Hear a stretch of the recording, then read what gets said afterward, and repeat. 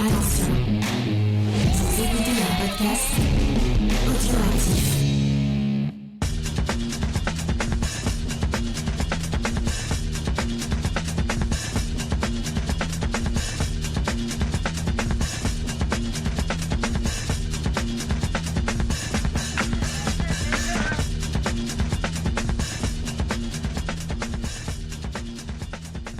Bonjour à tous et bienvenue dans le podcast des réfracteurs. Je suis Spike pour ce nouvel épisode du Ciné Club, puisque vous le savez sans doute, toutes les semaines nous nous amusons à tirer au sort un film dans la collection Criterion et à en débattre sur notre Discord où vous êtes les bienvenus tout le week-end. Puis ensuite on enregistre un petit podcast avec mon ami Gré Pigeon. Bonjour Gré Pigeon. Salut Spike, bonjour à tous. Est-ce que tu t'es bien remis de tes aventures chez notre ami Jay pour les rubriques de Jay où tu as été invité aussi ce week-end? Ah là là, je ne m'attendais pas à ce que tu me poses cette question. Oui, c'était très sympathique. J'ai eu l'occasion de parler comics avec mon pote Jay, c'était très sympa. Vous pouvez sans doute retrouver ça en podcast, je crois, il nous avait dit. Hein. Ouais, ça va sortir en podcast, sinon c'est disponible sur la chaîne YouTube des rubriques de Jay. Super, ne manquez pas cette occasion d'entendre Gré Pigeon et ses trois comparses du soir parler de comics, c'est toujours un régal. Moi je me suis beaucoup amusé à vous écouter tous les quatre, et on a beaucoup rigolé sur le chat aussi. Mais passons au cinéma, si tu le veux bien Gré Pigeon, puisque le Ciné Club ouvre à nouveau ses portes, installez-vous confortablement, puisque aujourd'hui nous allons parler de Alambrista, un film de 1977 réalisé par Robert Young, avec des acteurs peu connus, mais on va les citer, Domingo Ambrise, Trinidad Silva et Linda Gillen. Ouais, c'est le numéro 609 de la collection Criterion, un film, je trouve vraiment qu'il a toute sa place dans la collection, on va pouvoir en parler. Ouais, j'étais très content de le découvrir, mais alors, avant qu'on se penche sur l'analyse, sur le portrait du cinéaste, je sais que tu as fait des grandes recherches et que tu vas nous régaler de ta science, Gré Pigeon. Est-ce que tu peux nous faire, pour une fois c'est toi, allez c'est parti, le résumé? Bah écoute, tu as parlé de grandes recherches, ça n'a pas été simple, parce que le film est plutôt oublié, et c'est bien dommage. Alors, donc de quoi ça parle? C'est l'histoire de Roberto Ramirez, qui est un jeune ouvrier agricole qui travaille dans une zone rurale au Mexique. Le film débute là-bas et on sent que ça respire pas l'opulence, comme un mot que tu aimes bien employer. Et il vient d'avoir un heureux événement. Sa femme vient de donner naissance à une petite fille, mais plutôt que d'être heureux et de célébrer ce moment de joie avec sa femme, c'est plutôt la crainte du lendemain qui l'anime et il a peur de ne pas pouvoir subvenir aux besoins de sa famille. Il va donc avoir l'idée de traverser la frontière vers la Californie où il espère gagner suffisamment d'argent pour pouvoir revenir et subvenir aux besoins de sa famille. Alors sa mère va tenter de le dissuader parce que son père a tenté la même chose avant lui mais il n'est jamais revenu. Et le film est une plongée dans la vie de Roberto et de ses illégaux, souvent qui ne sont même pas anglophones. Et on va suivre leur tentative de survie dans cet Eldorado qui en fait n'en est pas un. Ouais, c'est un peu une vision désenchantée de l'American Dream, on va revenir là-dessus. C'est le cauchemar de Donald Trump, comme on disait sur le Discord. C'est un cauchemar pour tout le monde, hein. C'est un cauchemar pour ces Espagnols, ces Espagnols de langue qui n'arrivent pas à s'intégrer dans cet univers, qui ne veut pas les accueillir, qui a besoin d'eux pour faire le travail dont personne ne veut faire, mais qui refuse de se l'admettre en fait. Mais tout à fait, ouais. C'est une vision du monde du travail américain et de ces gens qui sont invisibilisés. On va revenir là-dessus. Mais est-ce que tu peux déjà nous parler de ce cinéaste, Robert Young? Est-ce que toi tu le connaissais avant? Pas du tout. Et en travaillant un petit peu donc, sur sa biographie, je me rends compte que c'est quelqu'un de très important aux États-Unis et qui a une très longue carrière et très prolifique. Est-ce qu'il a un lien avec Neil Young? Pas du tout. D'accord. Alors vas-y, régale-nous avec ton joli portrait et tes belles recherches. Alors le film est sorti en 77, tu l'as dit, et Robert, lui, il est né en 1924, donc il a déjà 53 ans quand il fait Alambrista, et c'est son tout premier film de fiction. Alors, on va revenir dessus, tu vas comprendre pourquoi. Alors à la base, son père, il était entrepreneur cinématographique autodidacte. Alors il a fait tous les métiers du cinéma, il a commencé en tant que caméraman, et finalement il a ouvert son propre laboratoire de traitement des images de cinéma. Un enfant du cinéma, Robert. Et pas seulement, parce qu'il a côtoyé en effet le monde du cinéma très jeune, grâce au temps qu'il passait avec son père dans la boutique familiale. Mais il y avait son oncle aussi, qui était Joe, qui était auteur-compositeur pour le cinéma, mais pas seulement. Il était quelqu'un qui avait énormément de succès, notamment pendant la Première Guerre mondiale. Il a baigné dans ce milieu, le jeune Robert. Alors, il a fait ses études, il était au lycée. Une fois qu'il a terminé son lycée, il était plutôt brillant. Son père l'a poussé à suivre de hautes études et il l'a poussé vers le génie chimique afin qu'il puisse venir travailler dans sa compagnie qui fait de l'analyse d'images de cinéma. Mais sauf que ça ne va pas lui plaire. Il va passer 2 ans au MIT, mais il va vraiment traîner des pieds. Et là, lorsque la Seconde Guerre mondiale va commencer, il va s'engager et il va rejoindre la marine. Et c'est là-bas qu'il va se rendre compte vraiment qu'il veut faire des films. Alors il va être déployé dans le Pacifique, il va passer 1 an en Nouvelle-Guinée et encore plus tout le reste du temps aux Philippines. Et ça va lui ouvrir les yeux. Il va constater une déconnexion totale entre ce qu'il voit et ce qu'il a vu, ou ce qu'il pensait être réel, ce qu'il voyait dans les films. Et ça va susciter chez lui un désir d'utiliser le cinéma et les films pour communiquer des histoires et des idées qu'il pense ne pas être racontées, en tout cas pas de manière réaliste. Ah, ça va revenir essentiellement dans Alambrista, hein, qui est vraiment une vision de, comme on le disait, de ce monde des invisibles, et ce contraste entre l'Amérique qu'on idéalise et celle que vivent les plus précaires. C'est pour ça que je pensais intéressant de revenir vraiment sur toute sa vie, parce que toute sa vie va vers Alambrista, en fait. Alors, quand il revient de la guerre, il reprend les cours. Alors, c'est pas, comme je te dis, hein, c'est pas un mauvais étudiant du tout. Il va carrément à Harvard. Et c'est là-bas qu'il va commencer à travailler sur ses premiers courts-métrages, mais à son rythme. Hein. Il n'a pas nécessairement de nécessité de travailler ou de se faire de l'argent, vu que son père dirige un laboratoire qui permet de subvenir à ses besoins. Donc il travaille vraiment à son rythme. Une fois qu'il a obtenu son diplôme, avec 2 amis, ils vont former une coopérative qu'ils vont appeler Ritter Young Learner Associates, du nom des trois amis. Et ils vont lancer une espèce de coopérative de cinéma dans laquelle ils vont travailler sur des projets et le rôle de réalisateur sera attribué un petit peu aléatoirement en fonction de la quantité de travail qui est fournie sur le projet en question. Ça me rappelle un petit peu le film dont tu as parlé récemment sur le site. UFO Sweden. Ouais, c'est ça. C'est ça, ouais. C'est un groupe de jeunes cinéastes, alors eux c'est du cinéma plutôt de divertissement, mais pareil, ils se passent la caméra, ils refusent presque même en interview de dire qui tient la caméra aux instants clés. C'est vrai qu'on retrouve cet esprit de groupe. Ouais. C'est pour ça que c'est un petit peu compliqué quand on découvre la carrière de Robert Young de savoir exactement quel film il a réalisé dans sa jeunesse, et la page IMDb commence à lister son travail à partir de 1956, alors qu'en réalité ses premiers films en tant que réalisateur datent de 1951. Alors par contre ce sont des films vraiment, j'allais dire pas intéressants pour nous de nos jours, ce sont presque des films d'entreprise ou des films qui ont lieu avec des thématiques. Par exemple, les premiers films qui lui sont attribués parlent de l'éducation. Donc c'est vraiment des films, ce sont des films de commande, hein, vraiment. Ce ne sont pas des créations qui leur tiennent à cœur à ce moment-là. Un de ses derniers travaux au sein de sa coopérative, ils vont faire toute une série de petits films, alors avec très très peu de moyens, pour Marine Studios. C'est un nouveau parc d'attractions qui s'ouvre en Floride. Donc tu vois, c'est vraiment, comme je te disais, du travail de commande. Et il va en avoir assez, Robert, de ça. Ces 2 comparses, ils veulent continuer parce que ça marche plutôt bien leur petite affaire, mais lui, il va quitter la coopérative parce qu'il veut retrouver une indépendance créative. Alors il va continuer à tourner des films éducatifs, mais il va rejoindre la NBC, donc le gros network américain, en 1960. Sauf que ça va pas très très bien se passer, parce que Robert, figure-toi, je ne sais pas si tu t'en es rendu compte pendant Alambrista, il a une sensibilité plutôt à gauche. Oui, je crois, oui. Et ces films pour NBC vont refléter bien, même très bien, son ancrage politique. Le premier film qu'il propose à la chaîne, en fait, il va aller suivre pendant plusieurs jours un mouvement de protestation de sit-in. Donc, c'est ces mouvements pacifiques qui consistaient à s'asseoir au milieu d'une route pour protester. Des mouvements qui avaient lieu énormément à l'époque dans le sud du pays. Alors, ce film-là va être diffusé. Il va se rendre ensuite en Angola avec un ami pour filmer les débuts de la guerre civile au pays. Donc là, il prend vraiment beaucoup de risques. Par contre, la collaboration avec NBC, elle va s'arrêter parce que la chaîne va refuser son 3e film, qui s'appelle The Inferno, qui suit une famille démunie qui vit dans des bidonvilles de Palerme, en Sicile. Et la chaîne trouve le film à la limite du pornographique dans le sens pas sexuel, mais dans le sens de montrer la misère à ce point-là. La chaîne considère que c'est un sujet qui est trop pénible. Oui, on voit bien que Robert Young, c'est un dénonciateur de l'injustice. Tu l'as dit, il est ancré très à gauche, mais il est surtout ancré du côté, j'ai l'impression, des plus opprimés, quoi. Ouais, c'est ça. C'est lui, ce qui l'intéresse, c'est les gens, et surtout quand ce sont des gens qui sont, comme tu l'as dit tout à l'heure, invisibles. C'est vraiment ce qui le plaît. Alors, il va quitter NBC, et son film va même être détruit. Et sauf que des années plus tard, le film va refaire surface, car un employé de l'époque avait vu le film, et l'avait adoré. Il a dupliqué l'original avant qu'il soit détruit, et il a ensuite rendu les images perdues quelques années plus tard à Robert.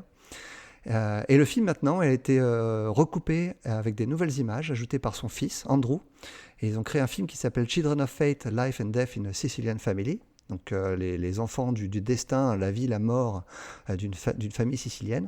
Et le film a remporté le Grand Prix en 93 à Sundance et était même nommé à l'Oscar en 94. Comme Jerry Rosenblatt. Ouais, c'est ça. Alors il va continuer à travailler comme documentariste après son départ de NBC avec des sujets très variés. Il va notamment suivre pendant très longtemps un peintre qui vit dans un hôpital psychiatrique. Il va suivre aussi le quotidien d'Eskimo dans le nord de l'Alaska et il va faire aussi toute une série de films pour le National Geographic Society qui ont été utilisés dans les salles de classe américaines de l'époque.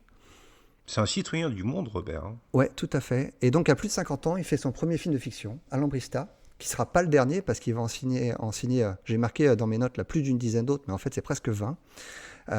Et il a, figure-toi, 2 films dans la collection Criterion.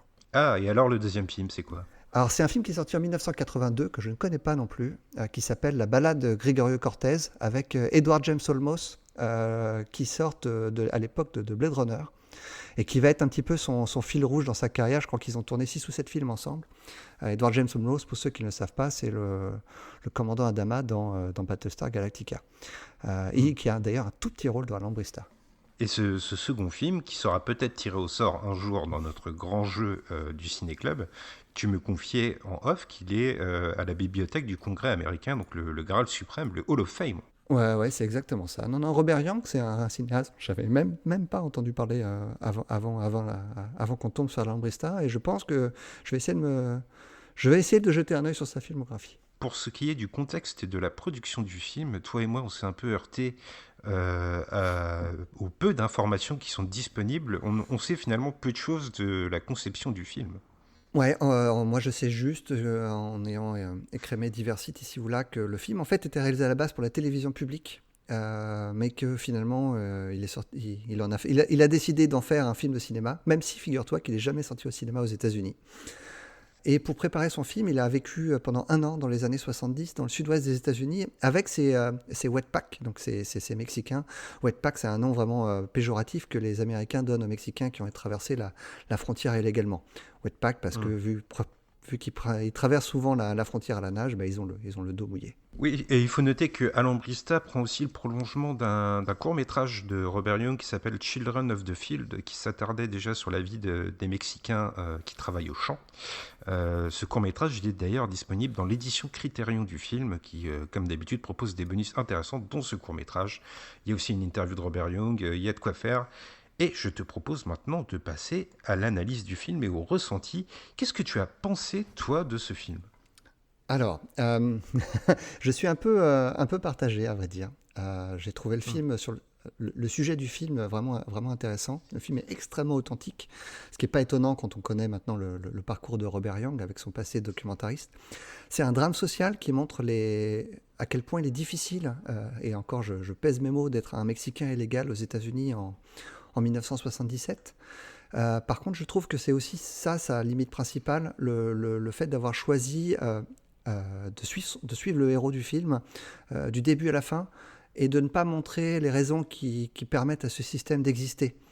On le voit en creux, que le système est choisi par les Américains et qu'il leur profite.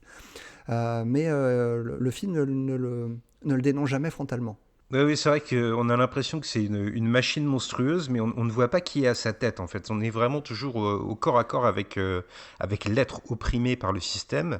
Mais j'ai l'impression que Robert Young, il désigne pas des coupables, si ce n'est un système économique, comme tu le dis, en creux. C'est ça, et même les personnages de patrons qu'on peut voir ici ou là, qui profitent de ces Mexicains, on sent pas non plus que Robert Young a un regard vraiment culpabilisateur sur eux. Il les montre pas comme des gentils, mais d'ailleurs aucun des personnages n'est montré comme un gentil, même pas Roberto. Non. Et la grande force du film, elle réside dans l'authenticité, et j'ai aussi envie de dire, surtout dans son humanisme, que ce soit Roberto ou toutes les rencontres qu'il peut faire. Je pense bien sûr à Sharon, je pense que tu vas revenir sur son personnage. Oui. il filme toutes ces petites gens avec une énorme sensibilité, et c'est vraiment, vraiment ce qui fait pour moi de ce film un film à voir encore aujourd'hui. Oui, c'est un film empathique, en fait, Tout à fait. j'ai l'impression. Écoute, pour poursuivre dans le ressenti, moi, je te confesse que j'ai eu un peu peur au début du film parce que il y a une qualité au niveau des jeux d'acteurs qui est quand même très hésitante. On Ouais. sent que pour beaucoup, c'est la première performance au cinéma, notamment Roberto, hein. Et tout de même, on perd un peu en talent, je trouve, mais ça donne, je pense, une identité qui est vraiment particulière au long métrage, une identité qui est fragile, mais qui est affirmée à l'écran, et qui fait presque, bizarrement, la force principale de Alambrista.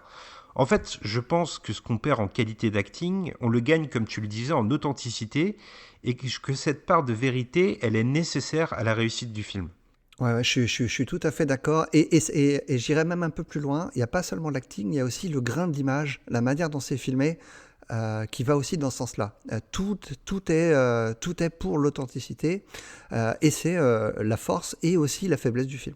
Oui, et d'ailleurs, je sais pas si tu as eu le même sentiment que moi, mais j'ai éprouvé un drôle d'impression, alors qu'il m'est déjà arrivé devant d'autres films, mais on est vraiment à la frontière entre la fiction, c'est un film de fiction, mais aussi avec le documentaire. Ah oui, clairement. On sent qu'il y a une recherche sociétale. C'est un équilibre qui est souvent tenté au cinéma, mais qui m'a semblé ici particulièrement réussi. C'est souvent casse-gueule cet exercice en fait, et là il y a donc cette authenticité, cette vérité qui permet au film d'être vraiment resplendissant. Il y a une vraie férocité dans ce film, et c'est ce qui lui donne sa cohérence et sa sincérité.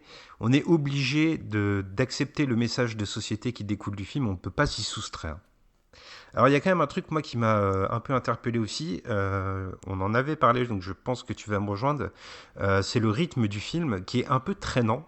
Ah oui. Et qui demande un temps d'adaptation aux spectateurs. En fait, il n'y a pas d'épreuve violente inattendue, il n'y a pas de scène choc qui arriverait à un moment inopiné. C'est plutôt une espèce de chemin de croix qui est lent, qui est lancinant, c'est une douleur progressive qui naît doucement et qui est amplifiée au fil des minutes jusqu'à la fin, qui est un paroxysme d'inhumanité quand même. Ouais, t'as une succession de scénettes et de rencontres, et à chaque fois donc, qui se termine plus ou moins mal, qui va en effet contribuer à ce que l'expérience de Roberto aux États-Unis devienne intolérable.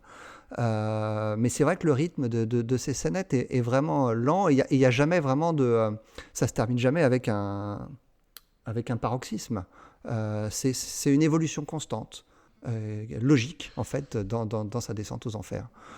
Ouais, et du coup, ça donne au film une allure étrange. J'ai l'impression que c'est un film qui se mérite un peu, hein, parce qu'il y a des longs moments taiseux, mais qui sont nécessaires à la logique du film et à plonger, comme tu nous le disais, dans cette longue épreuve difficile. Bah, tes œufs, et pour cause, hein, parce que Roberto ne parle pas la langue, donc on suit ce personnage qui ne peut pas s'exprimer autrement qu'avec quelques gestes.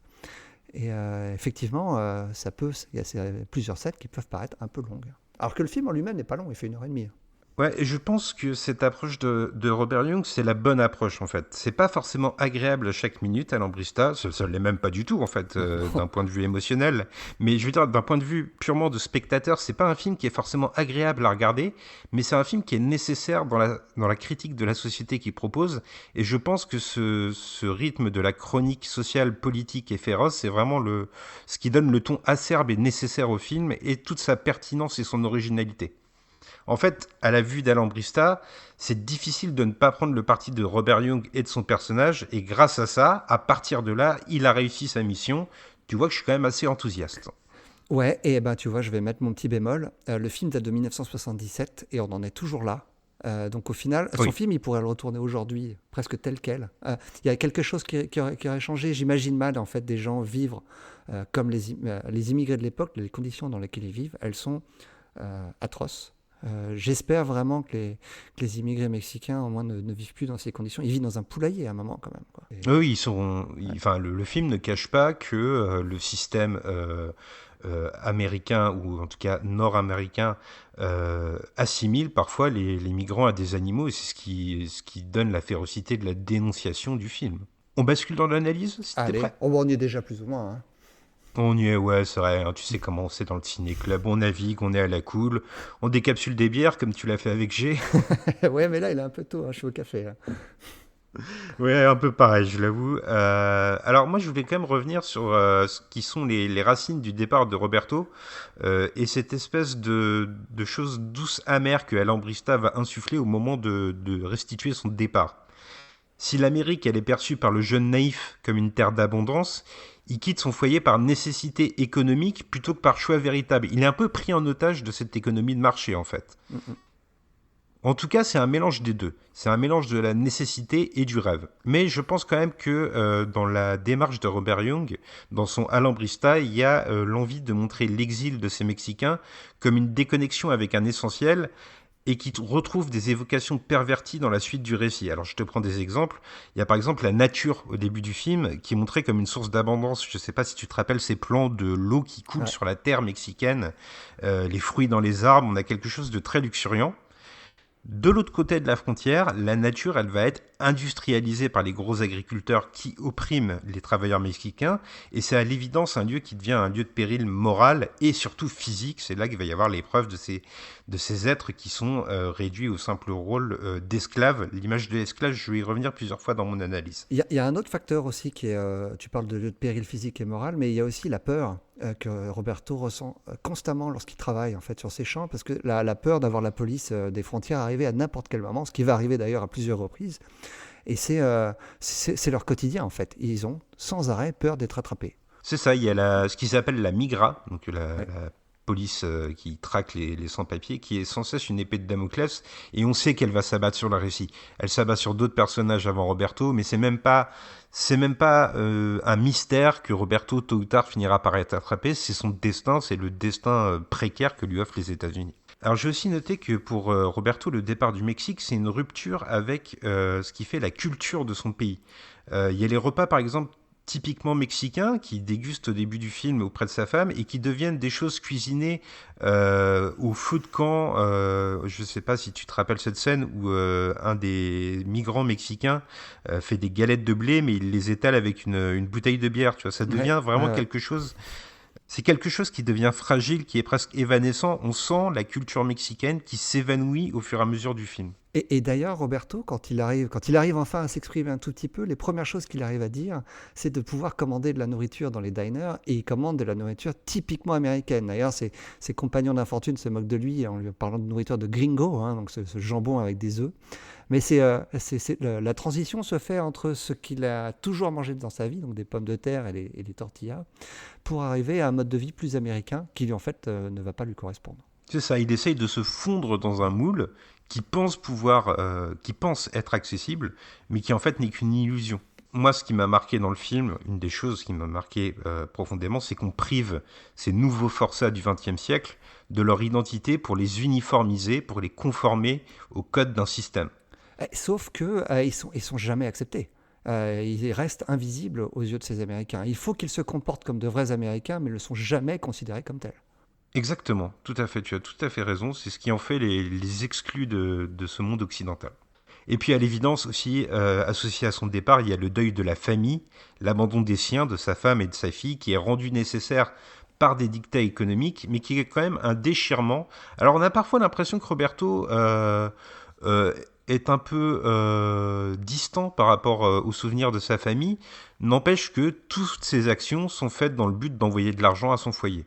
Ouais, j'allais dire presque toutes, mais on va y revenir. On va y revenir, ouais. Et en plus, là où Robert Young est assez acide dans sa satire de société, c'est que il décrit les systèmes, une roue du malheur qui se reproduit sans cesse, puisque, comme tu nous l'as dit, il y a le père de Roberto qui lui aussi a quitté le pays et dont on ne sait rien au début du film, à part qu'il est parti pour gagner de l'argent. En fait, c'est ça qui rend le film assez juste dans le portrait qu'il dépeint, c'est que pour être heureux, Roberto doit quitter son foyer. En fait, tout ce que tu dis depuis tout à l'heure, et je pense que c'est ce que Robert Young a en tête quand il fait Alambrista, c'est de parler des relations États-Unis-Mexique, plus globalement. Ouais, c'est évidemment au cœur du récit, et c'est aussi parfois très subtil en fait. On sent que Robert Young, c'est un enragé politique, comme tu nous le disais dans ton portrait, donc c'était pour ça que c'était vraiment intéressant de retracer son parcours, et on sent que selon lui, du moins c'est ce que moi je pense, l'Amérique est oppresseur et le Mexique est opprimé. Il y a un instantané, je pense que tu l'as noté parce qu'il est très marquant, il est très fugace, il dure 1 seconde à l'écran, mais il explique toute la réflexion du film selon moi. C'est ce plan d'un cerf-volant qu'on perçoit à travers les grillages de la C'est frontière. impossible de le rater. Effectivement, il est fugace, mais par contre, il marque la rétine. Ouais, parce que d'un côté, on a cet Eldorado des USA, ce cerf-volant qui vole au vent, la liberté, et de l'autre, on a une vie d'épreuve, et entre les deux, on a cette frontière sévère, même si on va constater qu'elle est très poreuse, et qu'elle laisse passer la main-d'œuvre qu'on va pouvoir rendre corvéable à merci. Alors pourtant, ce qui est symptomatique du film, c'est qu'une fois la frontière franchie, Roberto, il ne sera jamais américain, comme tu l'as dit. Il sera perpétuellement dans une imitation des citoyens ordinaires, en espérant se fondre parmi eux sans jamais y arriver, notamment parce que le système en place lui interdit.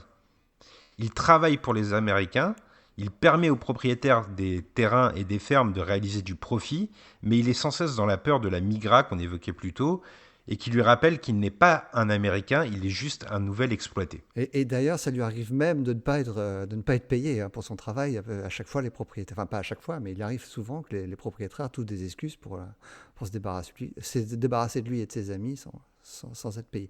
Alors je vais mettre un petit bémol à tout ce que tu as dit. Il y a quand même des personnages américains positifs dans le film. Et il va les rencontrer et il va faire de jolies rencontres. Donc le film n'est pas totalement blanc et noir en faveur des Mexicains. Hein. Je trouve que le film est beaucoup plus subtil que ce que tu dépeins pour le moment.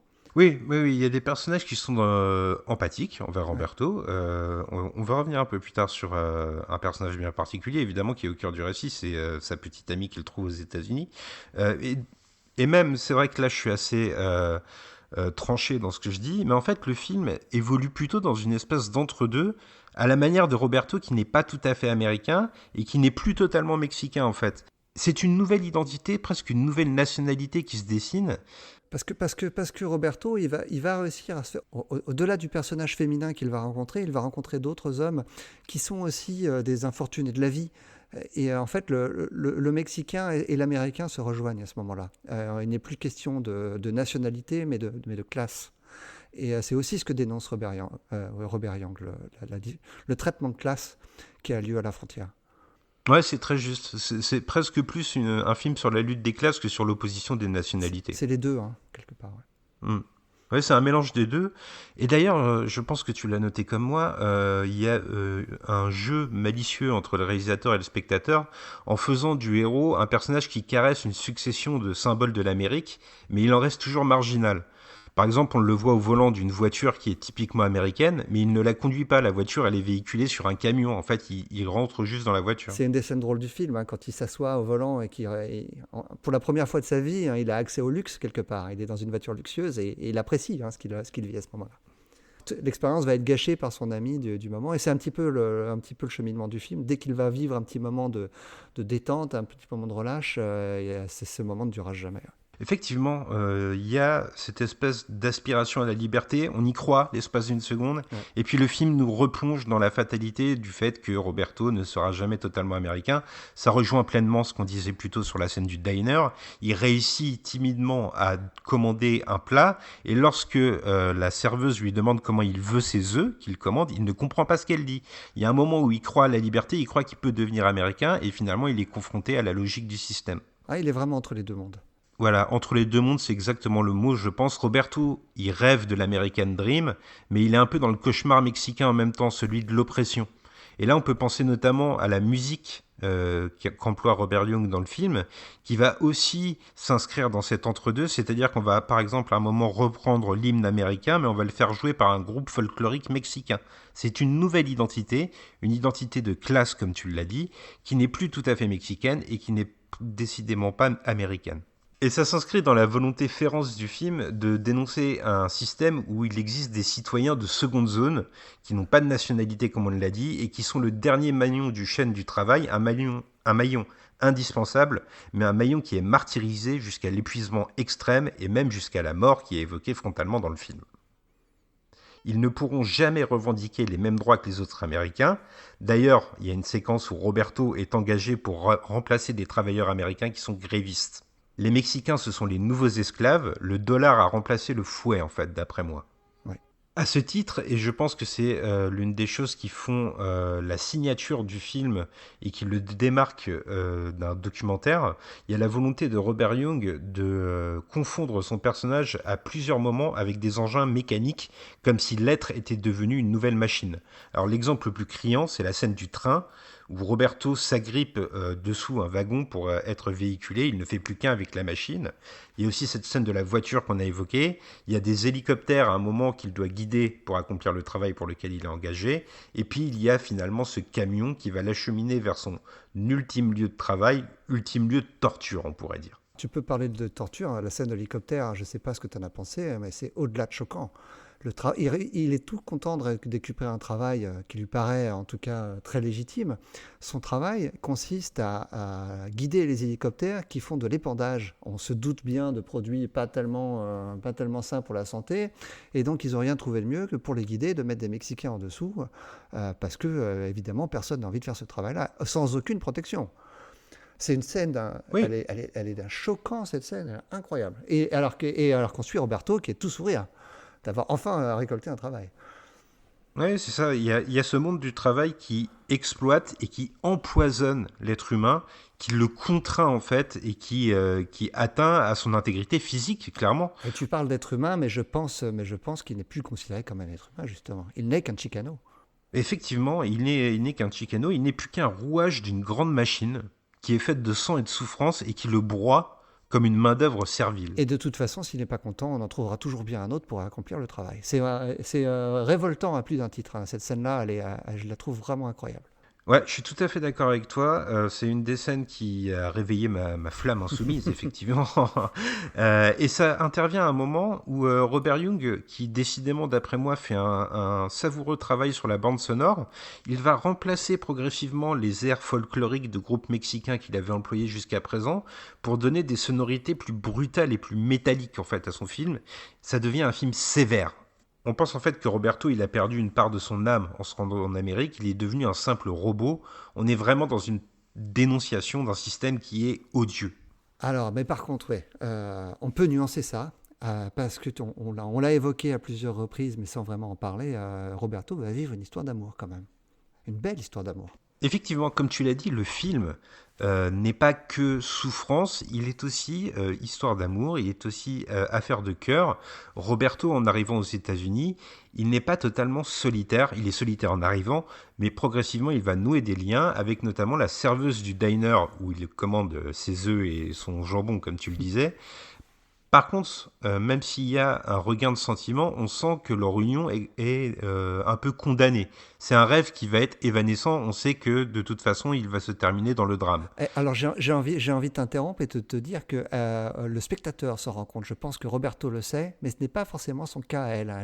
J'ai l'impression qu'elle a envie d'y croire. Elle est touchée par Roberto et on sent que ses sentiments à elle, en tout cas, grandissent au fur et à mesure de leur relation. Et c'est ce qui va être pour moi l'une des plus belles scènes du film. C'est la scène où Roberto envoie de l'argent à sa femme et Sharon va l'aider à le faire. Et Sharon, qui à ce moment-là est devenue son amante. Et c'est à ce moment-là qu'elle réalise que Roberto est probablement marié. Et je trouve que son regard en dit très long sur la déception qu'elle éprouve, pour elle-même, hein, mais en même temps l'empathie qu'elle éprouve pour lui. Elle comprend tout ce qu'il fait pour sa famille. Et je trouve cette scène, c'est sans doute la plus belle du film. Elle m'a tiré les larmes.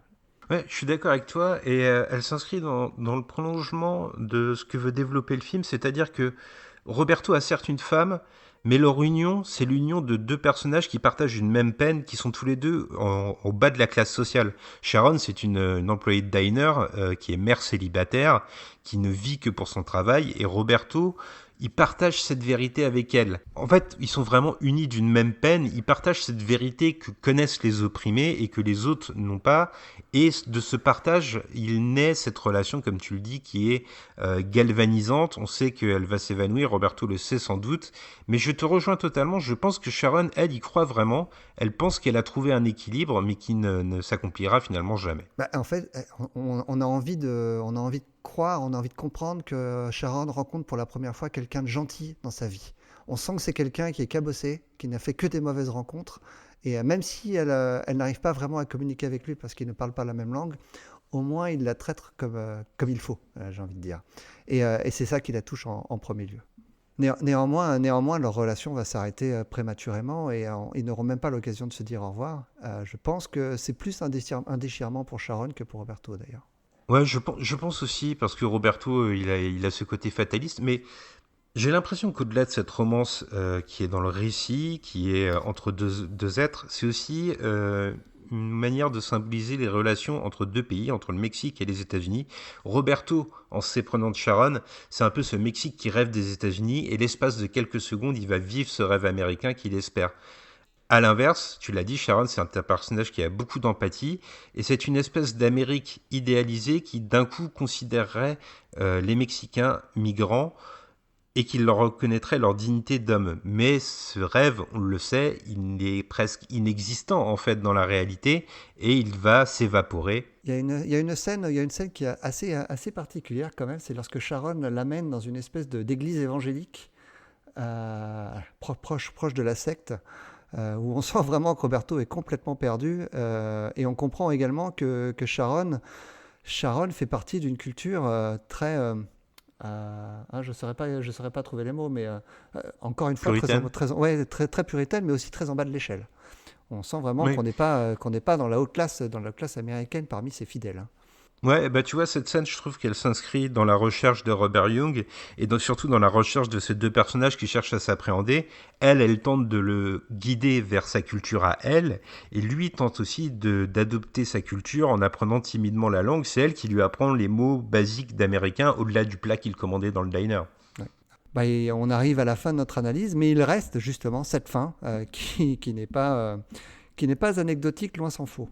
Ouais, c'est une scène très forte qui intervient donc après la séparation entre Roberto et sa petite amie. On spoil, hein, vous le savez, dans le podcast des réfractaires, c'est un peu notre façon de faire. Mais Roberto arrive, il décide de regagner le Mexique. Il est désenchanté, il ne croit plus en l'Amérique. Il veut regagner le Mexique et arrivé au poste frontière, il croise d'autres migrants qui ont été raflés, je suis désolé du terme, hein, par la migra, et notamment une femme enceinte qui va s'accrocher de tout son être au poteau du poste frontière et qui va accoucher accroché à ce poteau pour que son enfant soit américain par le droit du sol, en fait. Ouais, c'est une scène très très forte, hein, parce que les larmes de joie qu'elle éprouve devant Roberto suite à cette naissance sont déchirantes. Oui, effectivement, et tout le fatalisme du film est symbolisé par cette scène, c'est-à-dire que celui qui a franchi la frontière illégalement, même s'il s'est plié au code du travail, il ne sera jamais américain. La seule façon pour ces Mexicains d'être américains, c'est de naître sur le sol américain. En fait, la loi, elle est désincarnée. La loi, elle ne prend plus en considération l'humain. Elle est juste une règle strictement imposée. Le seul personnage mexicain un tant soit peu heureux qu'on peut voir dans le film, c'est l'ami qui se fait au départ, qui lui possède une carte verte. Et cette fin rappelle ce moment-là où la possibilité pour les Mexicains de vivre une vie sans peur, une vie possible en fait, est celle de la nationalité. Effectivement. Eh bien écoute, je crois que ça conclut notre analyse. Eh bien oui, écoute, je crois que nous sommes arrivés au bout. On encourage vivement nos auditeurs et nos lecteurs sur le site des réfracteurs à voir ce film. C'est pas un film facile, vraiment, hein, et un peu rude, un peu âpre, mais je pense que la fin justifie le visionnage. L'expérience, en tout cas, est intéressante.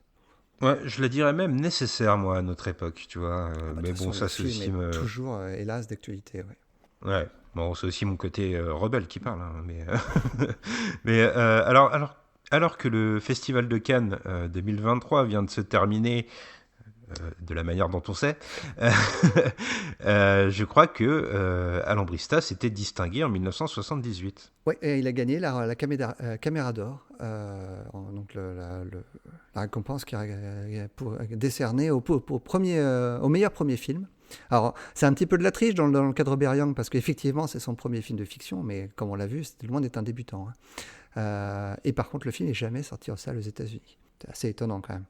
Eh bien, écoute, il a reçu les honneurs parce qu'il n'est jamais sorti en salle aux États-Unis, mais il aurait eu le droit à un podcast des réfracteurs, et c'est quand même la récompense ultime. La bibliothèque du Congrès qu'on évoquait plus tôt, on n'en a rien à foutre. La collection Criterion, c'est peanuts.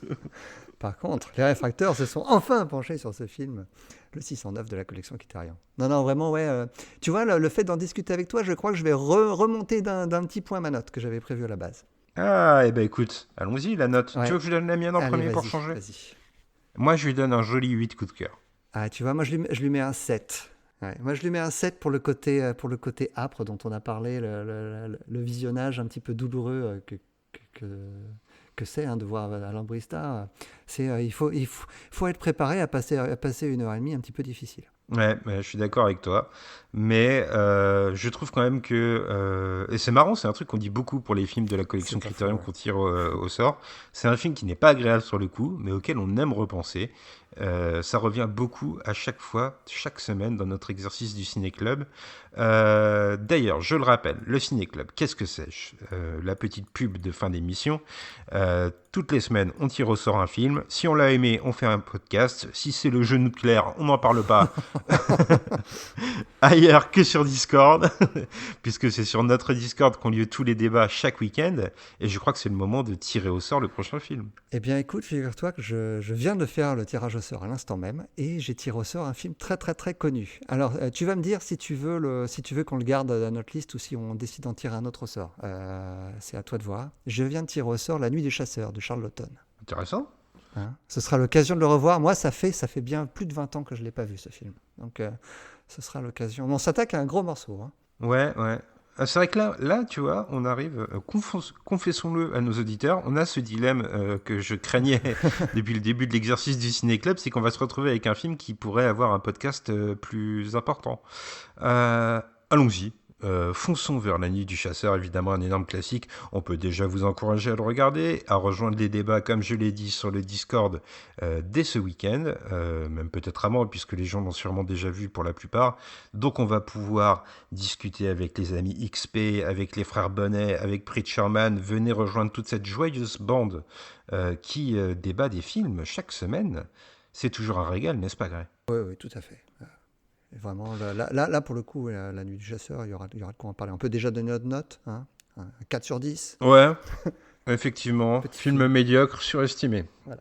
Robert Mitchum, pas très bon. Hein, toujours jeu à la limite de l'amateurisme. Non, et puis je pense que la vision qu'on donne du catholicisme est détestable.